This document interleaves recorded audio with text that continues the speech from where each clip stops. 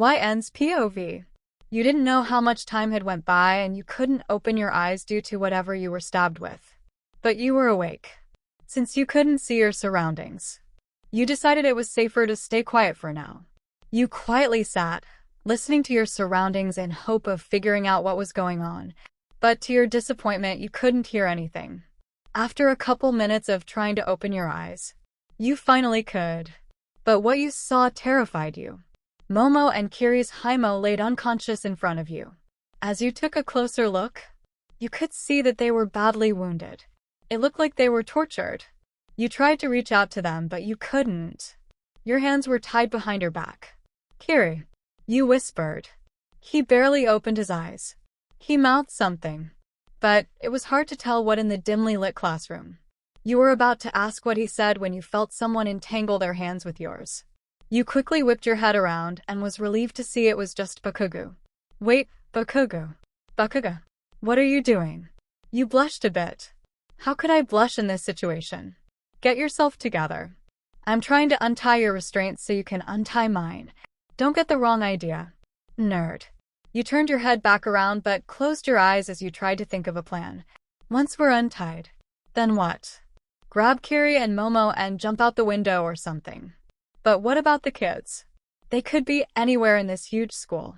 What do we do? It didn't take long for Bakugo to get you untied, but before you could begin to untie him, you jumped when the door to the room suddenly slammed open. You saw a shadow of a man with 5 or 6 ugly bird things walking in behind him. On instinct, you sat back in the position you were in before, back to back with Bakugo. Well, looks like someone woke up. A deep voice spoke. You squinted your eyes, trying to see through the darkness and at the face of this evil person. The person noticed, and responded by stepping closer to you. As he did, a dim light shone on him and you realized this man had burn marks everywhere on his body. Or at least that's what they looked like to you in the split second you saw him. You knew this wouldn't end well. So you grabbed Bakugo's hands from behind your back and struggled to create a small water blade to cut the ropes restraining him. The man didn't stop moving closer until his face was inches from yours. You moved your face back away from his, and he smirked. No. You're gonna tell me where I can find the #1 hero? Never. You responded with a scowl. His smirk grew and before you knew it, he grabbed the back of your hero suit and effortlessly lifted you off the ground. You needed to pretend you were still restrained. So you kept your arms behind your figure, just until Bakugo finished removing the ropes from his own hands. You knew you'd need his help against these guys. Look who's trying to act all tough. The man taunted. You held back a nasty remark, hoping this villain wouldn't see you bite your lip. You couldn't risk the torture this guy would do to you because of your rude remark. Someone was gonna have to be in a good enough shape to get Momo and Kiri's Hima out of here, and you had a feeling it'd have to be you. Well, fine. If you don't tell me, I'll just have to have some fun with you like I did your friends. He motioned over toward the 2 unconscious ones of the group. And that's when my heart dropped to my stomach. He began pulling me out of the room with a tight grip on my wrist. He must not have cared that my hands were already untied, because he continued to drag me out while holding back a laugh.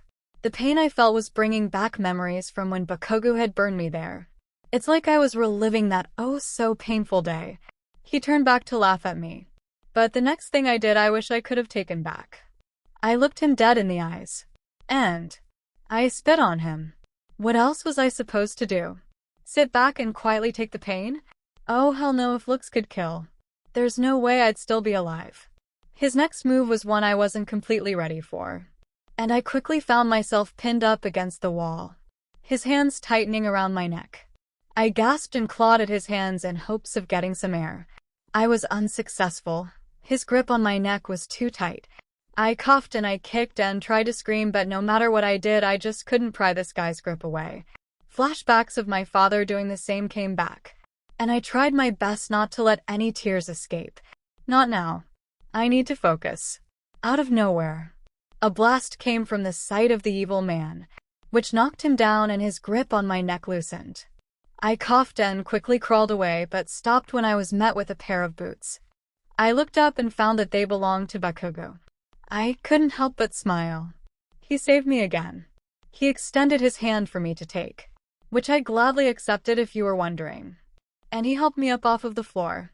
Thank you, Bakugo. We looked at each other and our eyes locked. Bakugo looked relieved, but before he could actually respond, a huge blue flame appeared out of nowhere. Bakugo suddenly grabbed my arm and pulled me into a tight hug, which blocked me from the flames. The blow was strong enough to blast both of us off our feet. I fell on my back while Bakugo landed on top of me, but he was quick enough to not let his weight fall on me. His hands were on either side of my head as he continued to protect me from the blast. I quickly brought my hand around Bakugo's back and blasted as much water as I possibly could at the moment back at the evil man. I managed to put his blue fire out, and knock him back and absolutely drench him too, even though this would only give us a second. I could tell that man was much more powerful than us, and I didn't want to put Momo or Kiri's Hima in danger. I took the split second as our chance to escape. Bakugo must have understood my reasoning, because the second the man was blasted back, me and Bakugo jumped up and ran for Momo and Kiri. I threw Momo on my back and Bakugo did the same with Kiri, and then we ran for the door. It was still pitch dark, but Bakugo led the way by blasting his quirk down the hallways, which helped us find our way. I was scared. More than scared. I was terrified.